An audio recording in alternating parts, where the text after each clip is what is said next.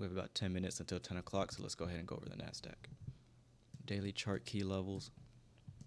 This long wick here, I'm going to get consequent encroachment of that.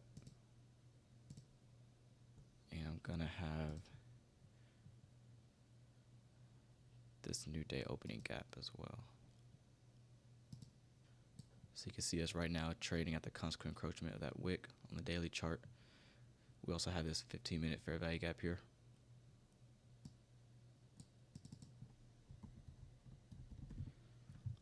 All right. So Nasdaq, we are in a discount. All right, we're below that midnight opening price. We're below the 9:30 opening price, which is your opening range gap high. So we're below that.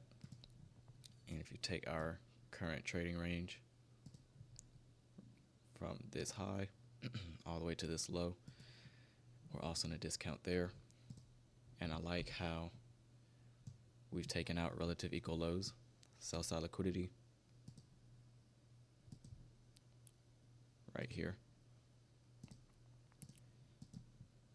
Okay, so I like how Nasdaq is looking. If Nasdaq can continue to look strong, I like the buy side up here, these equal highs. These are just way too clean.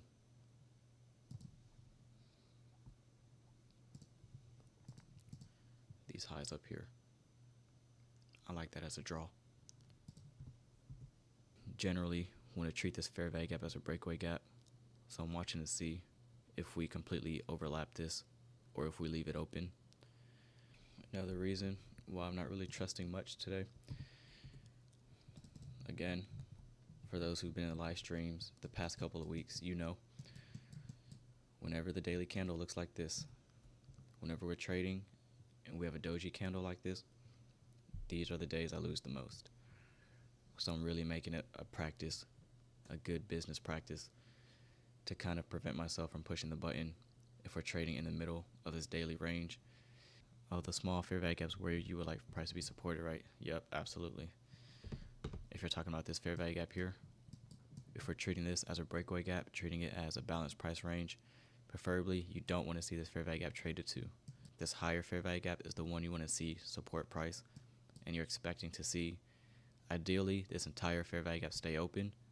But if we do trade down into this lower one, you will want to see the upper half support price and expect to see this lower half stay open. Okay. But yes, the small little fair value gap is where you want to try to get your entry. So if we were at this point here, I would not look to pyramid. Like, let's say you did enter in this fair value gap or in this fair value gap here. Once we get above that midnight opening price, I'm not looking to add on to my position. I'm not looking to buy any new opportunities up here, because once we get above that midnight open, that's a premium. So we've cleared buy side above this high, trading above that midnight open. I would just let my trade run and work on trailing my stop loss up and see if we can get buy side up here. This is a great week to practice discipline, patience. Lower your trade frequency. We do have a bank holiday, Juneteenth, on Wednesday. We have buy side up here, but these highs just really clean. And then again, we mentioned your best shorting opportunities are below that midnight opening price, which is why I mentioned that once we get above that midnight open, do not look to buy. Don't look to add any more contracts to your position. Okay, you can buy here, this fair value gap here, this fair value gap here, but once you get above that midnight opening price, it is not wise to buy. I still prefer these equal highs up here.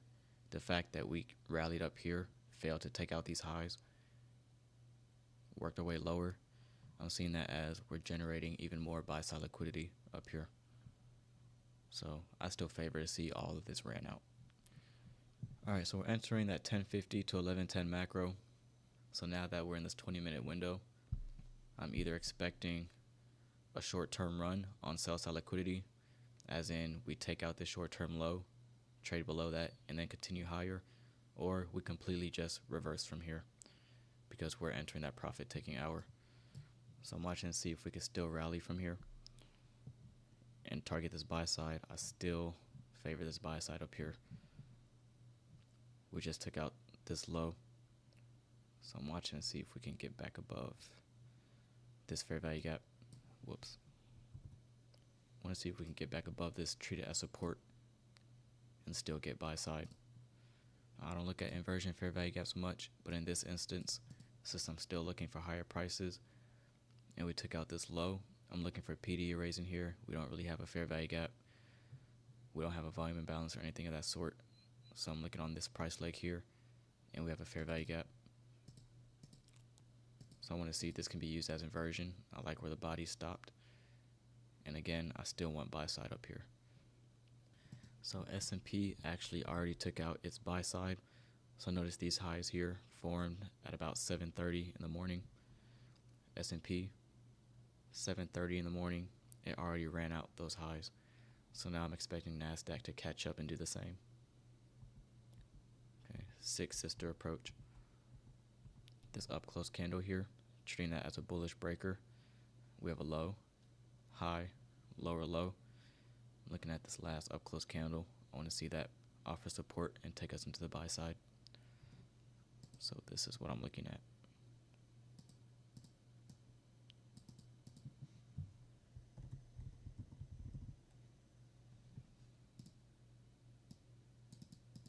Candle opens, trades down. Beautifully, mean threshold of the breaker. This candle's low, trades all the way down. This candle opens, trades down to the high of the breaker. Okay, wanted to see the offer support. And then again, I want to see speed, large, fast candles rip through the buy side up here. They took off like the little confetti celebration thing. That's lame. And there you have it. There's your buy side we outlined from the beginning of the morning session. It wasn't pretty getting up there, but nonetheless, algorithmic price delivery at its finest.